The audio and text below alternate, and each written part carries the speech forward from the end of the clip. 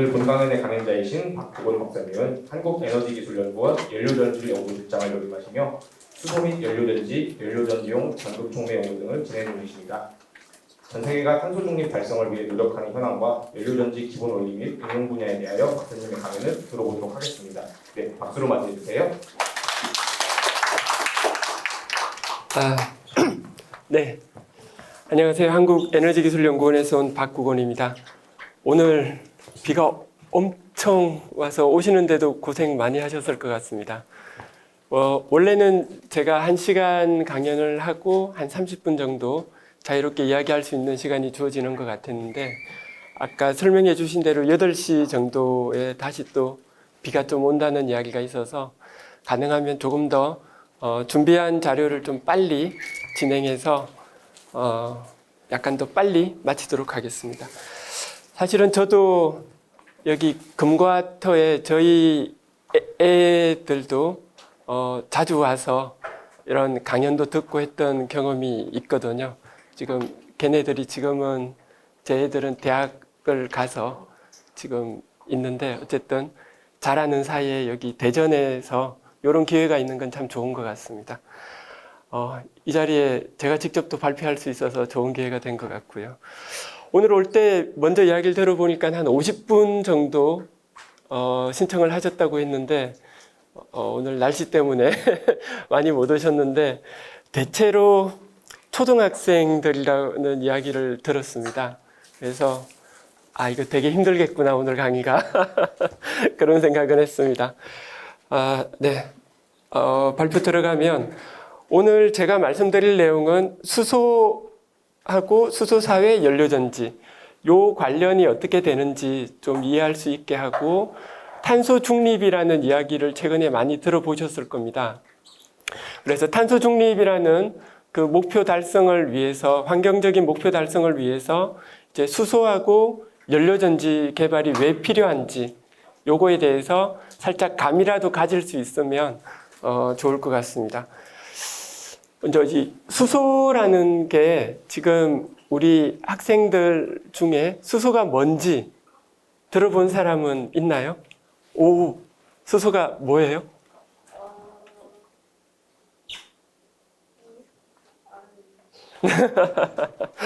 되게 용감하다. 네, 수소가 보통 이거죠. H2 수소죠. 이거 영어로 하면 하이드로젠.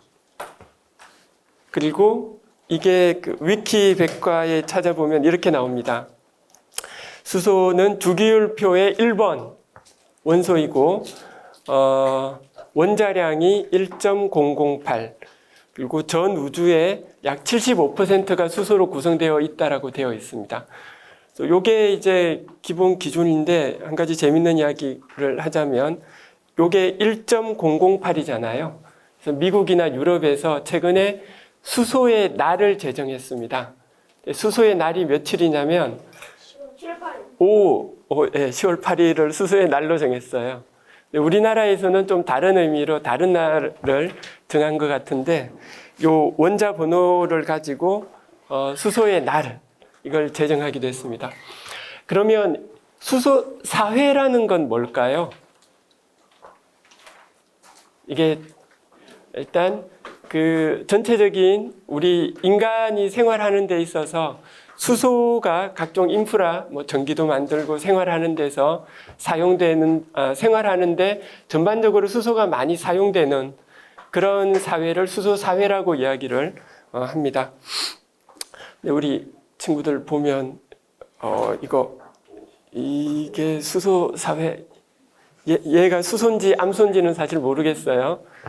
이 수소 사회가 되면 이렇게 차도 수소를 이용해서 운전할 수 있는 그런 사회가 올지 모르겠습니다. 본격적인 이야기 들어가기 전에 제가 근무하고 있는 한국에너지기술연구원에 대해서 좀 말씀을 드리면, 국내에서 유일하게 에너지를 전문으로 연구하는 기관이 되겠습니다. 그래서 주로 하는 일은 태양광, 풍력, 이런 재생에너지를 만드는 일을 하고요. 또는 여전히 이제 석유나 석탄, 도시가스를 사용해서도 에너지를 만들고 있기 때문에 그런 화석 에너지를 이용하는 부분, 그래서 지구 온난화 문제를 해결하는 이런 내용을 주로 하고 있습니다. 그래서 보면 풍력이나 태양광, 연료전지, 수소 이런 쪽을 저희 기관에서 일을 많이 하고 있고요. 약간 딱딱해 보이는 모양인데 저희가 1977년에 연구소가 처음 설립됐습니다. 그리고 최근에 보면 뉴스에도 자주 나오는 에너지경제연구원이 저희 연구소에서 1986년도에 이렇게 분리되어서 나갔습니다. 그리고 여기 앞에 보면 한국 지질자원연구소가 있죠. 지질자원연구소하고 같이 통폐합되어 있다가 91년에 에너지기술연구원하고 지질자원연구소 이렇게 둘로 다시 나눠졌습니다. 그 다음에 지금까지 에너지기술연구소로 일을 하고 있고요. 그래서 보면 저희가 대략 전체 직원이 한 1000명 정도가 넘어가고요. 정규 직원으로는 500명이 조금 더 넘는 인원이 일을 하고 있습니다. 그 연구소의 위치는 메인 캠퍼스는 대전에 있고요. 그 다음에 광주, 부안, 제주, 울산 이렇게 저희 그 지역 조직 분원들 캠퍼스가 있습니다. 그리고 이제 저희 연구원에서 일을 하시는 분들의 전공, 그러니까 여러분 학생들도 일단 관심이 있으면 에너지 연구원으로 와서 일을 할 수가 있는데 그러려면 주로 가진 전공자들이 화학공학, 그리고 기계공학, 화학, 재료 이런 부분이 제일 많은 비율을 차지하고요. 그 외에 전기전자, 물리, 전자공학 전공자들도 같이 일을 하고 있습니다. 그리고 저희 연료전지 연구실을 설명드리면 1980년부터 연료전지 일을 시작했습니다. 이게 이제 우리나라에서는 최초로 연료전지 연구를 시작한 그룹이 저희 연구소의 연료전지 연구실이 되겠습니다. 그렇게 해서 쭉 해오다가 1999년에 국내 최초로 연료전지 분야 국가지정 연구실 획득을 했었고요. 그 다음에 1919년에는 출연 연구소들, 우리나라의 정부 출연 연구소가 전부 25개가 있습니다. 그 중에서 거기에 이제 각종 실들이 굉장히 많이 있을 텐데 그 중에서 6대 우수 그룹에 선정되기도 했었고요. 그리고 2020년에는 일본하고 불화수소나 반도체 관련해서 수출 규제 이런 굉장히 관계가 안 좋을 때가 있었잖아요. 그때 이제 소부장, 소재하고 부품 힘을 길러야 된다라고 해서 연료전지 분야로는 국내 최초이면서 유일하게 국가연구실로 지정되어서 지금까지 운영되고 있습니다. 저희가 해왔던 일들을 보면 이렇게 가정용 연료전지 시스템을 만들었었고요. 이때는 99년 이때 요 스택의 크기가 이 정도 크기예요. 이 정도 크기인데 2kW였죠. 근데 한 2년 정도 지나서 요 정도 거의 비슷한 크기인데 5kW로 키웠어요. 그만큼 기술력을 2배 이상 키웠는데 그 다음에 저희가 대우자동차하고 자동차용 연료전지 일을 했고요. 요때는 이제 차에 연료전지 시스템하고 배터리를 실어서 실제로 운전을 했던 그런 경험이 있습니다. 그 다음은 여기 이제 들고 다닐 수 있는 휴대용 연료전지, 휴대용 발전기죠. 그 다음에 자동차용 버스, 그 다음 비행기, 그리고 이제 사람들이 몸에 이렇게 마치 옷처럼 입으면 힘이 세워질 수 있는 로봇용이 있습니다. 이런 것들도 저희 실에서 일을 계속 하고 있습니다. 그 과정 중에 뭐 다양한 분야의 현대자동차나 현대자동차에서 사용하는 장비나 그런 부분에 기술 이전도 진행해왔던 그런 내용들이 있고요.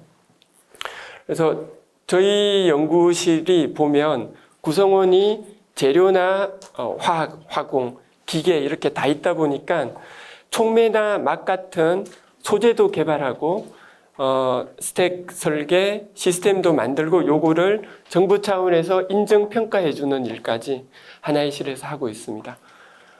그래서 오늘 그 초등학생들이 많다라는 이야기에 좀 초기 그림을 좀 가지고 왔는데요. 요게 이제 제가 연구소에서 일을 하면서 개발해왔던 그런 개발품들이 되겠습니다. 여기 보이는 요게 사실은 연료전지, 휴대용 연료전지 시스템인데 2003년, 4년 정도에 만들어서 뭐 코엑스도 가고 여기저기 전국에서 여러 군데를 돌아다니면서 그 전시를 했었는데요. 이때 요 보면 학생들이 굉장히 많죠. 이게 인기가 굉장히 좋았던 그 물건이었어요. 근데 사실 이 친구들은 이 연료전지는 별로 관심 없고 요걸로 당시에 DVD로 TV를 틀어줬는데 뭐 헐크나 아니면 뭐 요즘 영화 이런 걸 틀어줬더니 다른 데 안 가고 여기 앉아서 영화만 보고 다른 전시 하시는 분들이 되게 좀 좋아하지 않았던 그런 경험이 있습니다. 그다음 그 연료전지 자동차는 혹시 과학관에서 보셨나요? 저기 전시실에 꽤 오랫동안 있었는데 아마 아직도 있을 것 같습니다. 가서 한번 보시면 요게 저희 쪽에서 실제로 만들었던 연료전지 자동차인데 과학관 저쪽에 전시가 되어 있고요. 위층 아마 1층이나 2층 정도 있을 것 같은데 이게 fuel-cell hybrid vehicle로 해서 여기에 저희가 만든 연료전지하고 수소통이 들어가 있습니다. 근데 얘가 좀 요즘 그 현대차에서 만든 넥소 연료전지 차가 있잖아요. 그거의 조상님 뻘이라고도 할 수가 있어요. 여기가 그 학생들이 요즘은 모르겠지만 대통령이 계셨던 데가 청와대에 대통령이 계셨어요. 그 요즘은 용산에 계신데 당시에 이제 노무현 대통령이 대통령으로 계실 때 청와대로 현대자동차하고 저희 쪽에서 만든 이 차가 청와대에 가서 실제로 경내를 돌았던 그런 경험이 있습니다. 그래서 여기 보면 노무현 대통령 계시죠? 요 뒷분이 UN 사무총장 하셨던 반기문 당시 외교부 장관님이세요. 여기 그 외에도 유명하신 분들이 계신데 이때 실제로 청와대에 가서 이렇게 돌았던 경우가 있고 그 외에도 사실은 대통령 분들이 이 차를 굉장히 많이 타셨어요. 저희 연구소에 오시면 저 차 타고 연구소 돌아보고 그런 일들을 꽤 하셨거든요. 근데 저렇게 하고 실제로 여기 과학관 쪽에서 이렇게 운전도 하고 과학의 날 이런 날은 실제 운전도 하고 그렇게 했었어요. 얘가 지금 대학생인 곧 군에 갈 친구가 되겠습니다. 그때 타고 재밌었는데 이렇게 하고 나니까 저희 원장님이 워낙 유명 인사가 오면 저 차를 타고 이게 하도 광고가 되다 보니까 버스도 만들어 봐라. 그런 말씀을 하셔서 당시에 이제 되게 힘든 일이었는데 연료전지 버스를 요 위에 이제 수소통을 싣고 연료전지 시스템은 이렇게 하고 버스도 만들어서 운전을 했었습니다. 이렇게 해서 여기 방송국에서 와서도 막 찍어가고 운전도 하고 그런 일을 했었죠. 연료전지 비행기도 만들었었는데요. 비행기 보이나요? UFO 여기 자세히 보면 하얀색 쬐끄만한 거 있어요. 연료전지 비행기인데 이게 실제로 저희가 인천 송도 쪽에 가서 실제로 운전을 하고 날리고 했던 그런 부분이 되겠습니다. 그래서 제가 연구소에 들어와서는 이런 식으로 이제 뭐 차도 하고 비행기도 만들고 이런 일을 했는데 지금은 제가 주로 하는 일이 원래 전공으로 돌아가서 전극 촉매 만드는 일을 하고 있습니다. 이 연료전지 차가 비싸다 이런 이야기를 하는데 그 이유 중에 하나가 사용하는 촉매에 백금이 들어간다고 해서 비싸다는 이야기들을 많이 하거든요. 그래서 백금 사용량을 좀 많이 줄이고 성능은 높이면 그 가격을 많이 낮출 수가 있어요. 이게 잘 안 보일 텐데 이게 전자현미경으로 찍은 사진인데 요 정도 길이가 10 나노미터예요. 엄청 얇은 건데 학생들은 잘 감이 안 오죠. 이게 우리 머리카락이 한 100 마이크로미터 정도 두께가 되거든요. 그것보다 100만 분의 1 정도 더 작은 크기예요. 그래서 요 까만색 점 하나하나가 사실은 백금인데 요 백금을 다시 보면 보통은 이 전체가 이제 백금 덩어리 하나로 되어 있을 텐데 주로 반응은 요 바깥에 있는 애만 반응을 하죠. 근데 이제 가운데까지 백금이 있으면 사용도 안 하는데 백금을 많이 쓰는 거니까 돈만 비싸지겠죠. 그래서 제가 주로 하는 일은 뭐냐면 이 가운데는 백금이 아닌 금속을 사용하고 바깥에만 원자 수준으로 이제 원모노 레이어나 투모노 레이어 정도로 얇게 코팅을 하는. 근데 요 크기가 한 2에서 5나노미터 정도 되는데 그거를 제어하는 일을 제가 주로 하고 있습니다. 그래서 오늘 주로 말씀드릴 탄소 중립을 달성하는 데 있어서 수소하고 연료전지가 어떤 역할을 할 수 있을지 조금 더 상세히 살펴보도록 하겠습니다. 이 수소 기술이라고 우리가 이야기를 하면 결국은 수소를 어떻게 만들고 그 다음은 이 만들어진 수소를 활용단까지 이동을 시켜야 되죠. 이걸 뭐 가스통에 넣든지 아니면 액체 형태로 만들든지 그 도시가스처럼 파이프라인으로 연결을 하든 그렇게 옮겨갈 수가 있죠. 그렇게 해서 이걸 써서 전기를 만들거나 자동차를 운전하거나 그럴 때 사용할 때는 이제 연료전지가 이 활용 부분에서 주로 사용되는 그런 기술이라고 보시면 됩니다. 이게 연료전지를 사용하게 되면 미래의 연료전지가 어떤 식의 역할을 할 수 있을지 보면 여러분 집에서 집 같은 건물에서 사용할 수 있죠. 이렇게 건물에서 필요한 전기, 뭐 병원 이런 데서도 쓸 수가 있고요. 이렇게 자동차들도 돌아다니죠. 배에도 연료전지를 쓸 수 있습니다. 그리고 드론 택시라고 할 수 있는데 이렇게 하늘 날아다니는 택시에도 배터리 대신 연료전지를 넣을 수가 있어요. 저런 미래상을 저희가 상상하면서 일을 하고 있습니다. 그래서 보면 열차나 트램, 선박, 드론 이렇게 연료전지가 모빌리티에 사용될 수가 있고요. 또 하나는 요즘 뭐 원자력 발전이나 화력 발전을 대체하는 대형 발전소로도 쓸 수가 있습니다.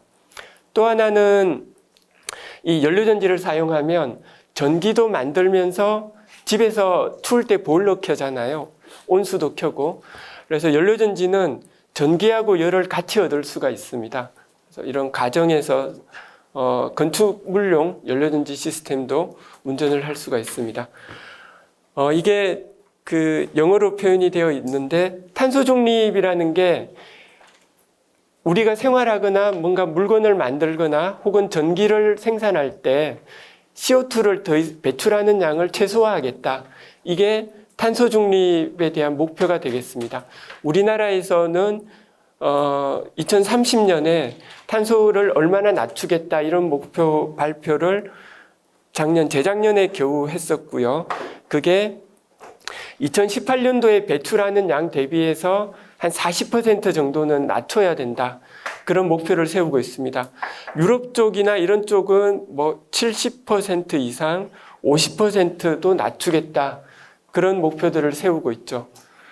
근데 이게 보면 우리가 뭔가 CO2 배출량을 낮추겠다라고 하면 현재 우리가 얼마나 배출하고 있는지를 이해를 해야 되겠죠. 보시면 우리나라 전체에서 온실가스 배출하는 양을 보면 부문별로 보면 대체로 발전소에서 배출하는 양하고 산업계에서 배출하는 양을 합치면 거의 한 75% 이상이 됩니다.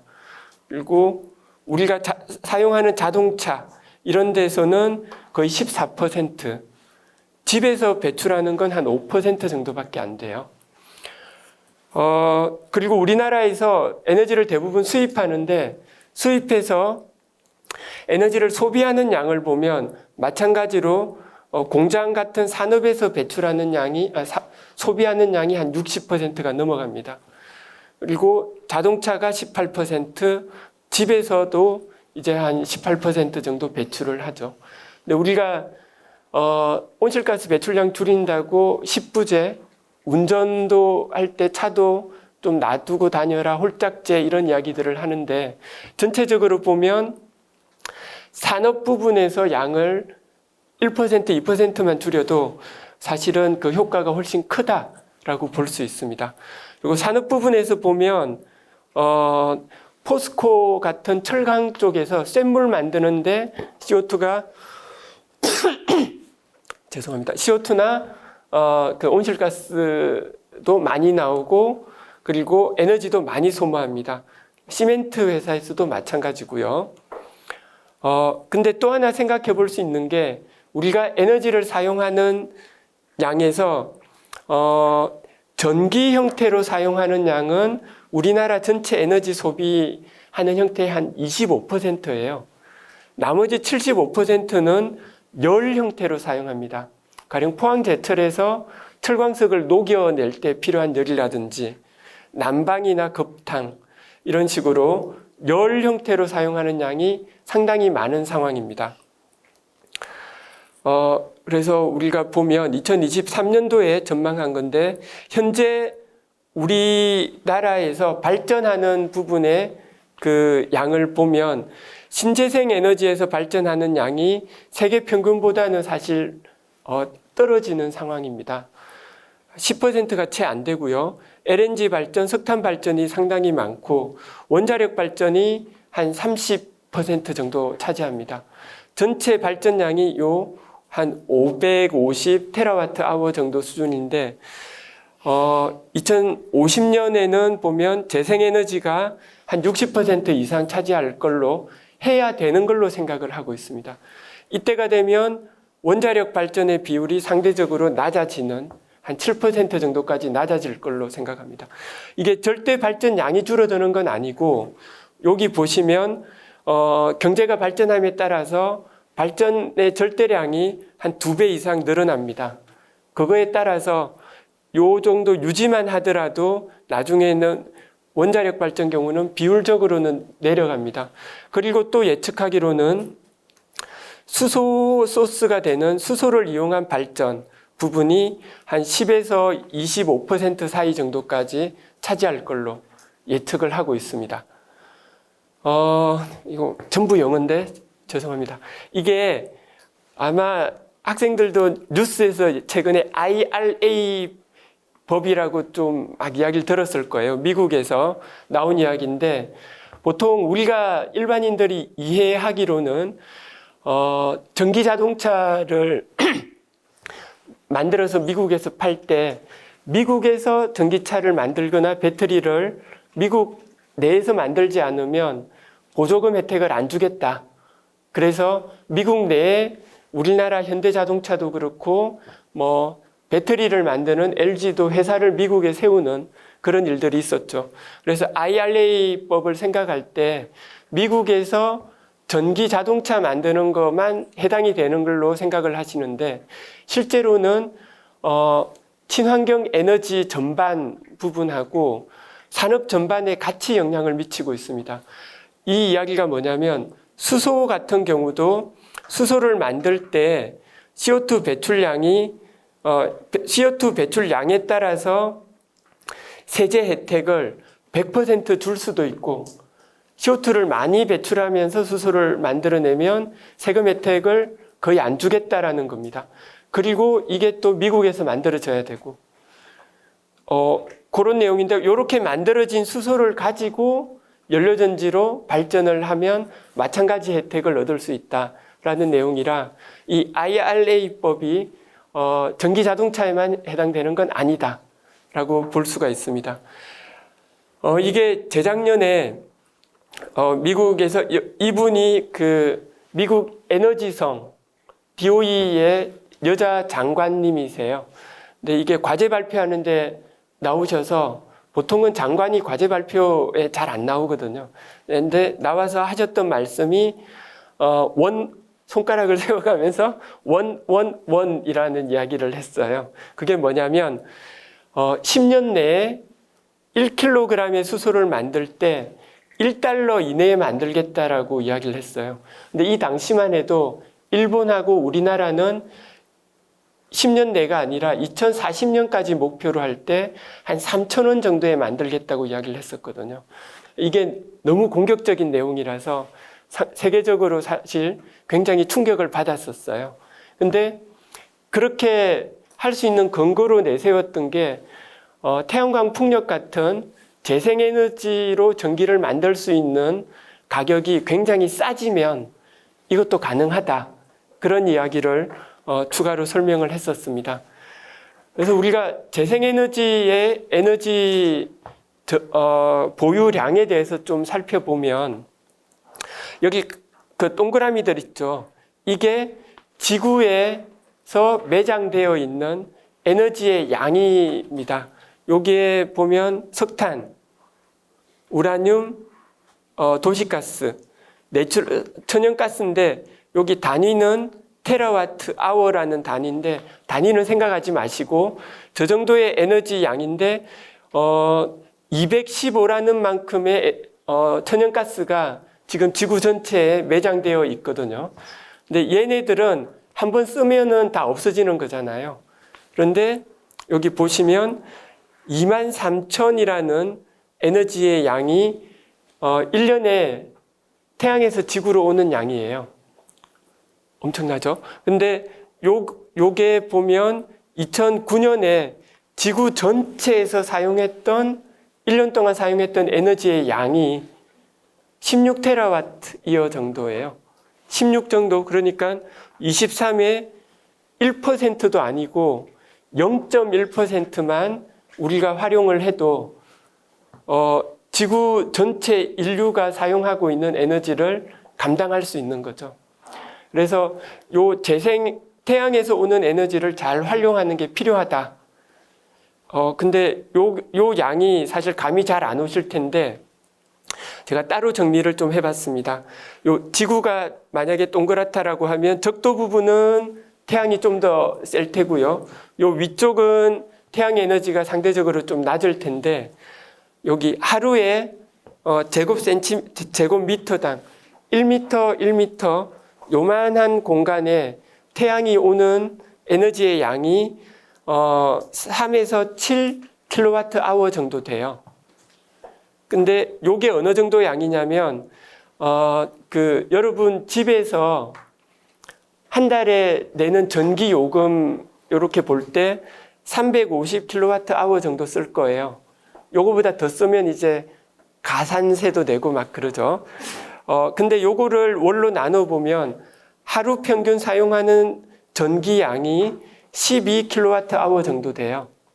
근데 보면 요게 1m 크기에 오는 태양 에너지가 저 정도니까 요 1m짜리 2장이면 사실은 해결할 수가 있죠. 근데 이제 에너지를 바꾸는 효율 같은 게 필요하니까 한 2배나 3배 정도 한다고 해도 한 1m짜리를 한 6장 이상 이렇게 깔아놓으면 사실 집에서 쓰는 에너지 양을 만족시킬 수도 있다라는 이야기예요.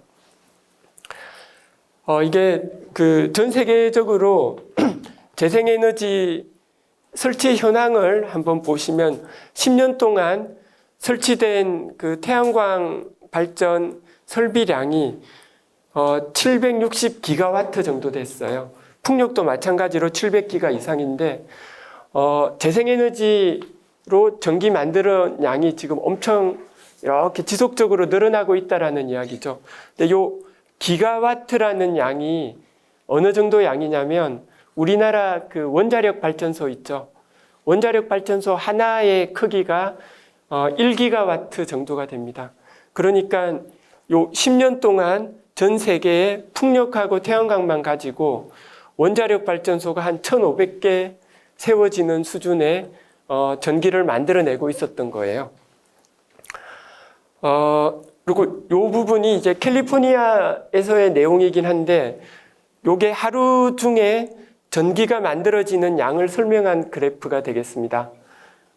보면 해가 뜨는 요 8시에서 해 지는 6시 이때 보면 가운데 노란색이 있죠.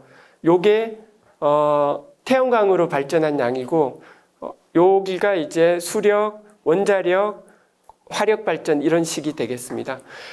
근데 여기서 좀 볼 내용은 뭐냐면 요게 이제 만들어진 전기를 우리나라의 한전 같은 데서 발전된 전기를 사주는 가격이에요. 근데 요 낮 시간이 되니까 플러스가 아니라 사주는 가격이 마이너스가 되죠. 저게 무슨 이야기냐면 만들어진 재생에너지는 낮에는 많았다가 이거 밤에는 안 나오잖아요. 이게 막 오르락 내리락 하는데 그러다 보면 전력망에서 그걸 못 받아줘요. 전력망의 안정성이 해쳐지는 문제가 있어서 오히려 관리하는 데 비용이 더 든다라고 해서 만들어진 전기를 팔 때 이 전기를 만든 회사가 한전 같은 데다가 돈을 오히려 주고 전기를 팔아야 되는 그런 일이 캘리포니아에서는 생기고 있었습니다. 이게 2017년 이야기인데 2022년에 발표 자료를 보다가 제가 보고 요거를 가지고 온 내용인데 이게 보면 여기 점선으로 있는 게 필요로 캘리포니아 지역 전체에서 필요로 하는 전기 양이에요. 그런데 요 노란색 부분이 요 점선을 살짝 넘어갔죠. 잠시긴 한데 저게 무슨 이야기냐면 17년만 해도 뭐 원자력이나 화력 이런 게 다 같이 있었는데 재생에너지만 가지고 캘리포니아주 전체에서 필요한 전력량을 초과하는 일이 발생을 했어요. 그러다 보니까 요런 부분은 이제 수출을 하게 되는 거죠. 그 주변의 옆에 지역으로.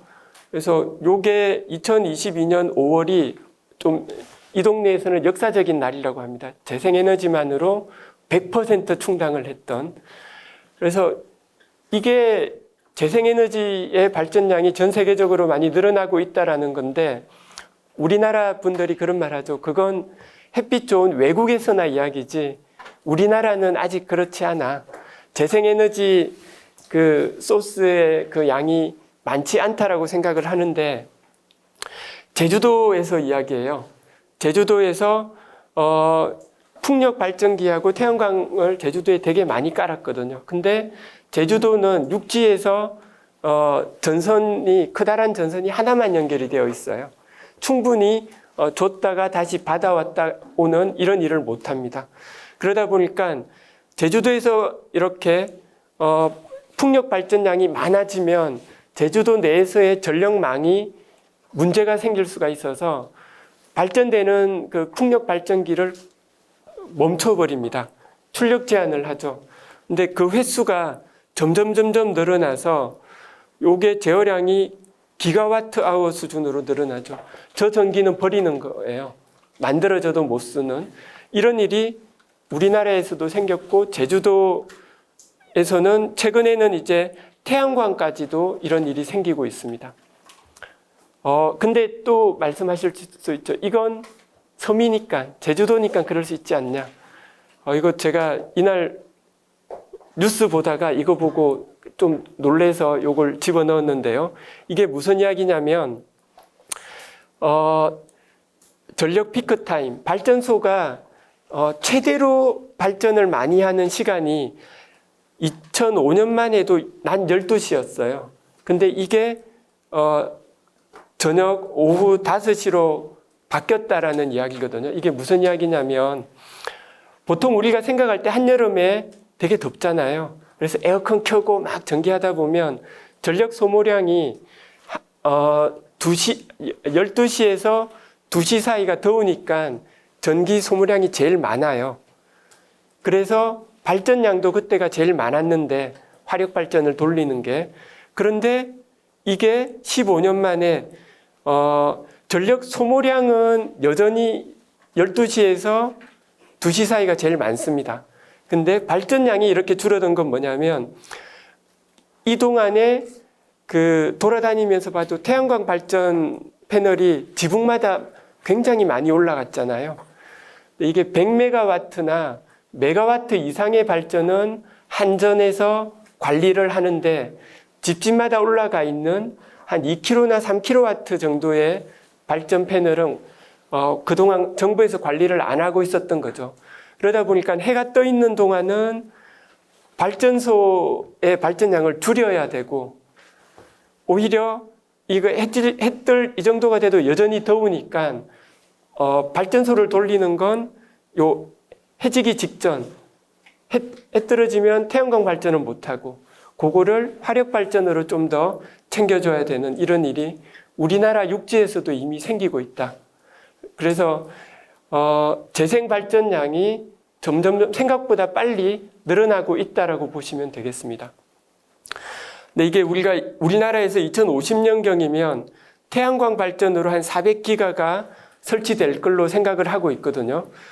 그렇게 되면 아까 설명드렸던 것처럼 시간에 따라서 낮 시간에는 이렇게 많아졌다가 밤에는 안 나오는.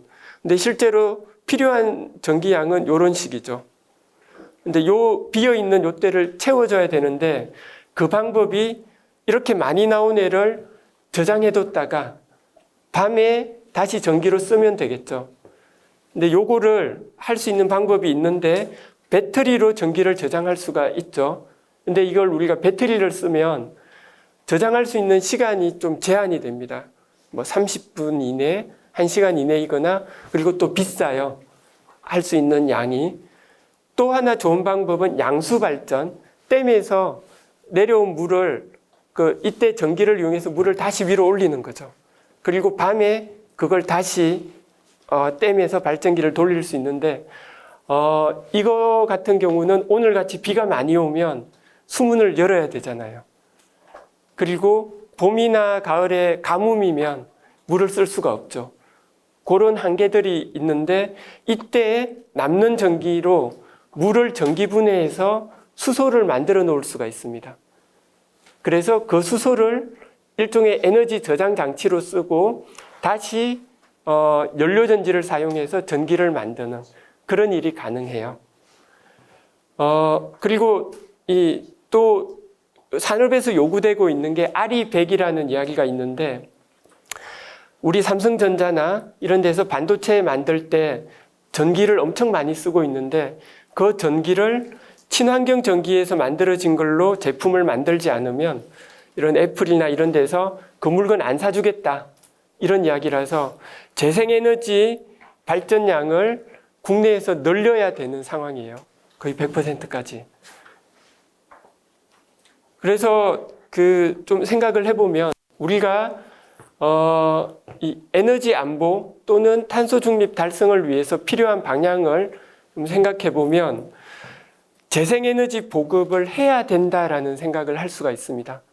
그리고 또 미래는 전기 형태로 에너지가 점점 비율이 높아질 것이다 생각할 수 있죠. 그게 일례로 집에서 사용하는 가스레인지도 요즘은 거의 인덕션을 사용하는 전기 형태로 바뀌고 있잖아요.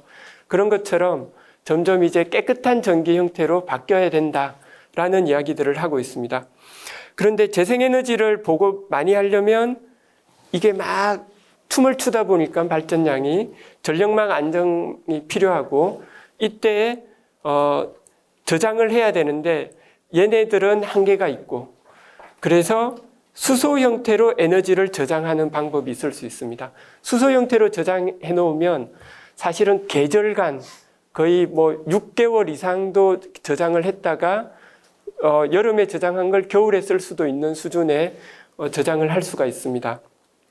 그래서 전체적으로 보면 재생에너지 보급을 확대하려면 수소 형태의 캐리어가 필요하고 남는 전기를 수소로 저장했다가 전기가 필요할 때 연료전지로 발전하고, 요런 걸 계속 이렇게 선순환 시켜주면 우리가 목표로 하는 한 1500테라와트 아워 2050년의 발전량을 재생에너지가 부담할 수 있는 그런 것까지도 갈 수 있을 거라고 생각을 하고 있습니다. 시간이 꽤 많이 가버렸는데요. 보면 연료전지라는 것 자체에 대해서 좀 설명을 드릴게요. 우리 학생들 볼 때 연료전지가 뭐냐면 먼저 연료전지보다 먼저 이 우리가 마시는 물이 있으면 이 물에다가 직류 전기를 막 이렇게 가해요. 지직지직하고 전기를 가하면은 물이 수소하고 산소로 찢어질 수가 있어요. 분리가 되는데 물에다가 전기를 줬잖아요. 그러면 이렇게 되는데 반대로 수소하고 산소를 합쳐서 우리가 물을 만든다고 생각을 하면 전기가 거기에서 나올 수가 있어요. 그래서 물 전기 분해의 요런 방향으로 가면 물 전기 분해가 되고 반대로 물을 만드는 반응을 하면 연료전지 반응이 되어서 전기가 나옵니다. 이게 연료전지 반응이 되겠습니다. 이게 용어는 전지라고 되어 있어서 배터리하고 헷갈릴 수 있는데 배터리는 충전을 해야 꺼내어서 쓸 수 있는 거죠. 충전 시간이 꼭 필요하고 방전을 하는데 연료전지는 발전기의 개념입니다. 그래서 수소라는 연료만 있으면 연속적으로 1년이고 10년이고 계속 발전을 할 수가 있어요. 발전기의 개념이고 그리고 연료전지는 또 보면 이게 산소가 붙는다라는 게 사실은 산화 이게 불탄다라는 의미로 볼 수가 있거든요. 불타면 뜨겁잖아요. 그래서 전기 만들면서 열도 나올 수 있어서 집에서 우리 뭐 귀뚜라미나 이런 보일러에서 온수 만드는 것처럼 연료전지를 사용하면 따뜻한 온수도 만들면서 전기도 같이 만들어낼 수가 있어요.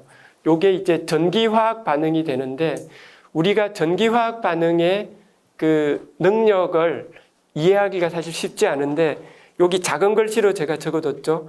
3000도씨라는 온도하고 1.23V라고 표현을 해뒀는데 우리가 이 네모난 통에다가 물을 집어넣고 온도를 막 올려서 3000도씨까지 올리면 거기 있는 물의 한 반 정도는 수소하고 산소로 이렇게 깨어지고 나머지 반은 여전히 물로 있어요.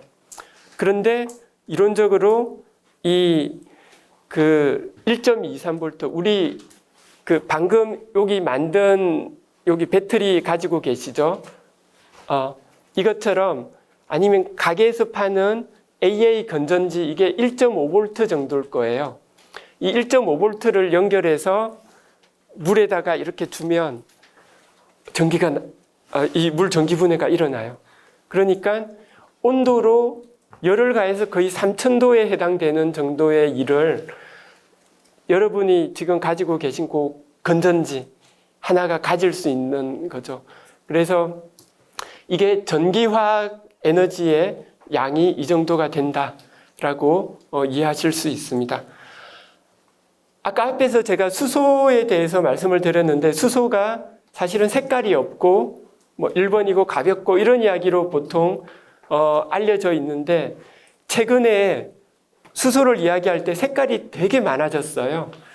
보면 천연가스, 그 도시가스를 수소를 만들 때 그런 도시가스를 화학적인 방법으로 개질해서 수소를 만들면 CO2가 같이 나오거든요.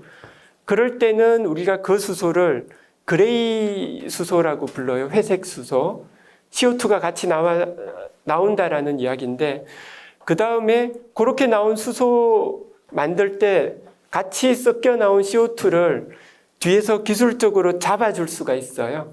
CCS라고 해서 카본 캡 잡아서 스토리지 한다라는 이야기인데 그렇게 하면 수소를 만들 때 CO2가 나오진 않죠. 잡히는. 그렇게 만들면 우리가 블루 수소라고 불러요. 그리고 석탄에서 수소를 만들면 CO2가 훨씬 많이 나오죠. 그걸 브라운 수소라고도 부르고 그리고 최근에 보면 원자력 발전소를 돌릴 때 거기 열이 나오는데 그걸 이용하거나 원자력 발전소에서 나오는 전기로 수소를 만들면 핑크 수소라고도 부릅니다. 이렇게 수소 색깔이 되게 많은데 또 하나는 제일 친환경적이라고 이야기를 하는 게 태양광이나 풍력 같은 재생에너지로 물 전기 분해해서 만드는 걸 그린 수소라고 불러요. 요게 제일 바람직한 수소라고 부르는데 여러분 보면 이렇게 수소 색깔이 되게 많잖아요. 근데 요건 수소를 만드는 사람들의 이야기고, 제가 연구하고 있는 연료전지 같은 경우는 수소의 색깔 때문에 수소를 차별하거나 그런 일이 없습니다. 수소만 가지고 오면 그걸로 전기를 만들 수가 있습니다. 보면 여기 그림들이 되게 많은데 연료전지로 할 수 있는 일들이 여기에 있습니다. 보면 한 2020년 전까지는 주로 가정용 연료전지 시스템, 집에서 사용하는 거, 그리고 승용차 용으로 연료전지를 개발을 많이 해왔었습니다. 그런데 이게 한 2020년까지의 개발 내용이고요. 최근에는 이거 되게 키워서 발전소용이나 아니면 선박, 버스, 대형 트럭 이런 식으로 연료전지는 대형화하는 그런 추세에 있습니다. 최근에 보면 이 승용차용 같은 경우는 전기 자동차, 그 배터리 자동차가 워낙 기술 개발 수준이 빨라서 많은 분들이 그런 이야기를 해요. 승용차용은 배터리, 그리고 이렇게 커다란 대형차는 연료전지가 좀 더 적합하지 않냐, 그런 이야기들도 하고는 계십니다. 그 다음은 보면 이렇게 틈새 시장이라고 할 수가 있는데, 비행기용으로도 쓸 수가 있고, 이 드론 같은 경우는 요즘 배터리를 넣으면 한 40분 정도 날릴 수 있다고 하는데, 카메라를 실어서 실제로 촬영을 하면 한 12분 정도밖에 운전을 못해요. 근데 연료전지 실어서는 이미 48시간을 운전을 하고 있어요. 밤새서. 그런 경우가 있고, 드론 택시에도 쓸 수가 있고요. 잠수함이나 로봇에도 연료전지가 쓸 수가 있습니다. 또 하나 보면 여기 보시면 이렇게 넓은 공간이 있죠. 이게 태양광을 깔아서 1메가와트 발전할 때 필요한 태양광의 양이에요. 근데 여기 쬐끄만한 부분 있죠, 덩어리. 요거는 연료전지로 1메가와트 발전할 때 필요한 면적이에요. 그래서 이게 면적 효용이 굉장히 좋다. 근데 이게 장단점은 있죠. 태양광을 깔아놓으면 연료는 필요하지 않죠. 근데 우리나라나 뭐 일본처럼 땅값 비싼 데서는 이런 거보다는 필요한 발전량, 요게 더 유리할 수도 있는 부분이 되겠습니다. 각자 장단점이 있다고 볼 수가 있고요. 근데 이게 앞서서 제가 연료전지는 좀 대형 차량, 그리고 승용차는 배터리가 좀 더 유리하지 않을까 이야기를 했는데, 그렇지 않을 수도 있다라는 내용이 되겠습니다. 보면 전 세계 웬만한 자동차 회사들은 배터리 전기차를 만들고 있습니다. 아마 중국만 해도 만드는 회사가 거의 100개가 될 거예요. 전 세계 메이저 회사들도 굉장히 많은 수의 전기차를 만들고 있죠. 근데 이제 새로 전기차를 만들어서 한번 충전해서 우리 차는 600km 정도 달릴 수 있어요, 이러면은 훌륭하다고 막 뉴스에 나오죠. 근데 전 세계에서 연료전지 차는 만드는 회사가 딱 2개밖에 없어요. 현대자동차하고 도요타 자동차하고, 그 2개밖에 없는 자동차 회사에서 만든 차가 2021년에 현대차의 미라이가 한 번 충전해서 880km 달릴 수 있다고 해서 기네스북에 올렸어요. 그랬더니 보름 정도 뒤에 일본 도요타에서 자기들은 한 번 충전에 1000km를 달릴 수 있대요. 그리고 나서 좀 더 있다가 한 번 충전해서 1300km 달릴 수 있다라고 발표를 했습니다. 근데 이때 그 충전한 수소의 양이 5.5kg 정도 되거든요. 생각해 보면 우리가 여기에 10kg 정도의 수소를 실었다라고 하면 한 2,500km 달릴 수 있는 거예요, 한 번 충전에. 근데 여기 아버님들은 아니겠구나. 어머님들 차 이제 주로 그 마트 시장 갈 때 사용하시는 분들은 1년에 7,000km도 안 달리면 보험 혜택도 주고 그러잖아요. 근데 한 번 충전해서 2,500이면 1년에 충전하러 4번도 안 가도 되거든요. 그래서 이런 식의 반드시 승용차용이라고 해서 전기차가 강점이다라는 그 고정관념일 수도 있다라는 생각을 좀 하고 있습니다. 그리고 요거는 최근에 다른 보고서인데 진짜 그런가 해서 대형 트럭에 대해서 기존의 디젤차, 배터리차, 연료전지 해서 차를 만들어서 여기 지도가 미국 서부 로스앤젤레스에 있는 서부 쪽에서 뉴욕이 있는 동부까지 같은 거리를 실제로 달려봤어요. 그랬더니 디젤차는 중간에 한 번만 기름을 충전했고 연료전지 차는 3번, 배터리 차는 8번이나 충전을 해야 됐었어요. 같은 거리를 가는데. 그런데 보면 전체 충전에 걸린 시간이 디젤 차는 0.4시간, 연료전지 차는 1.4시간, 배터리 차는 거의 이틀 정도를 충전하는 데만 쓰고 있었습니다. 그래서 아직은 기술 개발이 많이 필요하다.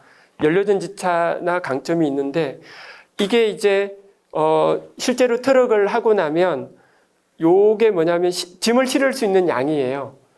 배터리 차는 배터리 자체가 무거워지면 배터리 싣느라고 짐 싣는 공간이 이렇게 줄어든다는 이야기거든요. 디젤차하고 연료전지차는 그 짐 싣는 공간이 확보가 될 수가 있고 이런 식으로 연료전지가 그 대형 차에서는 좀 유리함이 있을 수 있다. 그런 이야기가 되겠습니다. 그래서 우리가 목표로 삼고 있는 연료전지가 2040년에 얼마나 만들어질 거냐 보면 그 발전 수준을 보면 4,800% 성장을 해야 돼요. 그리고 승용차용은 30만 % 이상 성장을 해야 됩니다. 2040년까지. 그러면 지금 우리 여기 학생들이 공부하고 졸업할 때쯤 되면 이 관련 산업이 굉장히 커질 수 있다라고 보실 수가 있죠. 그래서 이 연료전지가 만들어지면 종류가 어떤 종류가 있냐면 고분자 전해질 연료전지, 요거는 방금까지 보셨던 자동차용 이런 부분에 사용이 많이 됩니다. 그리고 PAFC라고 인산형 연료전지, MCFC, SFC 얘네들이 운전 온도가 다들 다르죠. 80도, 200도, 700도 이상 운전도 있습니다. 이런 높은 온도들은 발전소용으로 쓰이고 이런 온도가 낮은 얘네들은 이제 이동형이나 가정용으로도 사용이 될 수가 있습니다. 보면 이제 모빌리티용으로는 고분자 전해질 연료전지, 다른 이제 발전용으로는 다른 종류의 연료전지들도 많이 사용이 될 수 있는 그런 상황입니다. 사실은 제가 준비한 양이 한 3분의 2 정도 왔는데 오늘 8시 정도까지 맞춰달라는 부탁이 있어서 나머지 부분을 좀 핵심 내용으로 빠르게 진행을 좀 드리겠습니다. 연료전지 자체에 대해서 보면 이게 그 연료전지가 1840년에 처음 만들어진 기술이에요.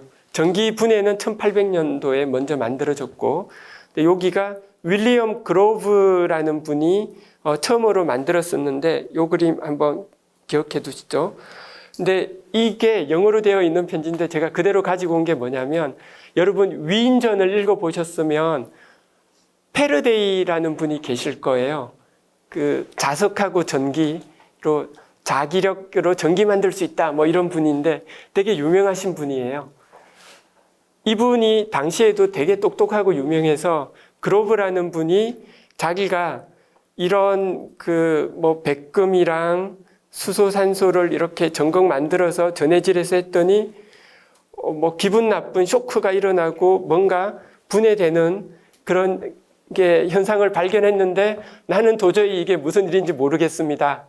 똑똑한 당신이 나하고 이야기를 해서 좀 알려줬으면 좋겠습니다. 그런 편지를 실제로 보냈었어요.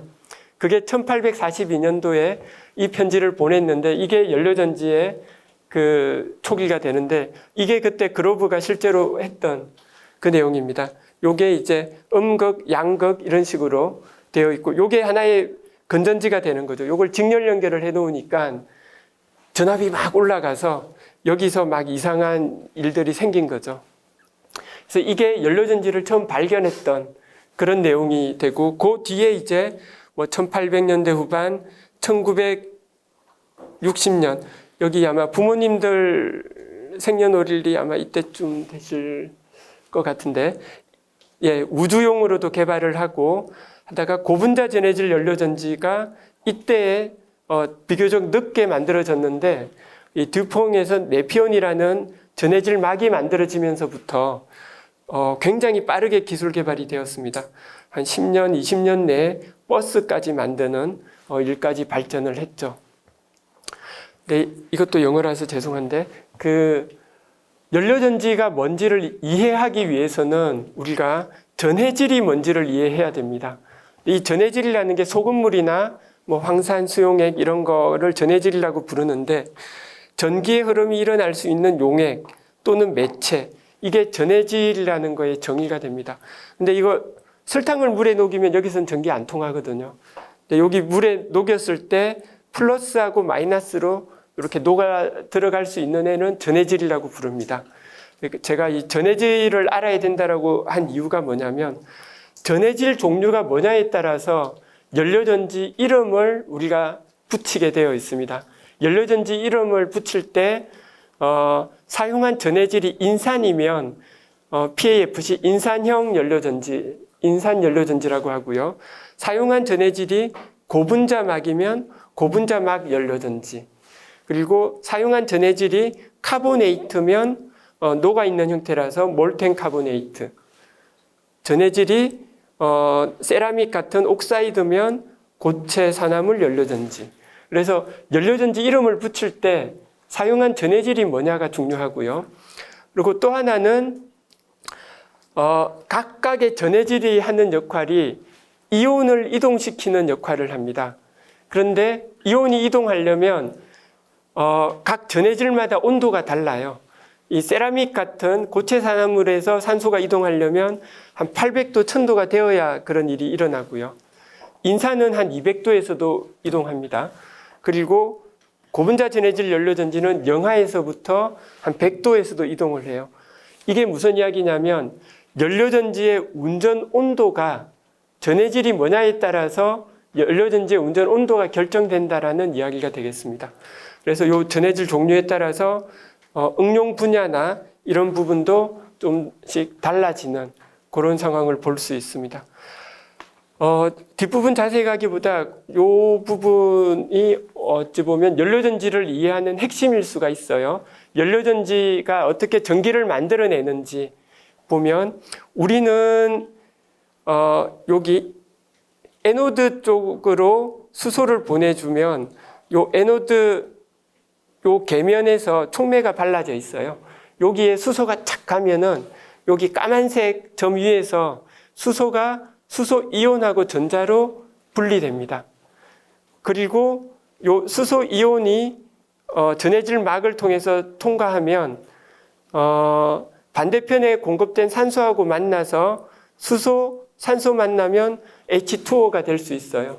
그런데 여기 보시면 얘는 더하기인데 더하기하고 빼기 이 궁합을 맞춰줘야 반응이 완성되거든요.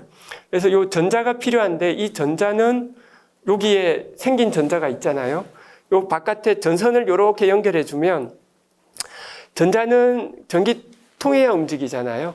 그래서 이렇게 에노드에서 캐소드로 전자가 이동해서 공급되게 됩니다.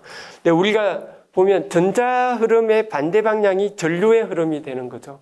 그래서 모든 연료전지 반응은 아까 각종 종류가 있었지만 항상 똑같아요. 한쪽에서는 이온하고 전자로 찢어지고, 반대편에서는 물을 만들 때 전자가 필요한데 그 전자를 도선을 통해서 공급하면 전기가 흐르는, 이게 모든 연료전지 반응의 기본이 되겠습니다. 요거는 산소이온 움직일 때도 보면 전자가 이렇게 움직이죠. 몰텐 카보네이트도 이온은 다르지만 전자는 왼쪽에서 오른쪽으로 움직이죠. 그래서 연료전지라는 걸 이해하는 가장 좋은 방법은 찢어지고 전자를 흘려주면 전기가 통한다. 요것만 개념을 이해하시면 되겠습니다. 이 핵심 부분들이 있는데 이런 부분들은 좀 지나가고요. 그래서 실제로 우리가 연료전지 자동차를 만들게 되면 어떤 구성을 가지게 되냐면 엔진에 해당되는 연료전지 스택이 있죠. 아까 건전지에 해당되는 걸 한 400장을 연결해요. 그러면 전압이 한 400V 이상 나오거든요. 그게 연료전지 스택이 되고 이게 연료전지 자동차의 엔진에 해당합니다. 여기에 수소를 공급하는 부분, 공기 공급하는 부분을 합치고 수소 탱크 그리고 각종 제어 장치를 붙여서 차에다가 실으면 연료전지 자동차가 되는 겁니다. 이상 제가 준비한 부분까지 발표를 마치고요. 저희 연료전지 연구실이 재작년에 해서 40주년이 지나갔거든요. 그래서 국내에서 제일 오래 그리고 세계적으로도 굉장히 오랫동안 연료전지 일을 하고 있고 앞으로도 연료전지 분야에서는 그 산업화나 이런 데 큰 기여를 하려고 노력을 하고 있습니다. 네, 이상 발표를 마치겠습니다. 감사합니다.